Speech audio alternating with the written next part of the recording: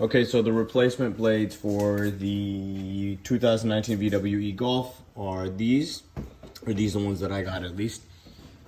A863S, and this is the size here. On your wiper blade, if you zoom all the way into here, you're just gonna press this button and slide the blade right out. That's it, it's pretty simple. You just press this button here, and then you slide the blade completely out.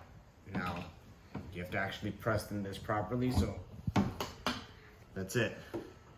Just make sure it's the right size, yep. Okay, so to put the new one in, you just slide it right back in to place. We'll do that with the passenger side too. All right, same thing on the passenger side. To slide the new one in, you literally just slide it back in. That's it, and it locks into place.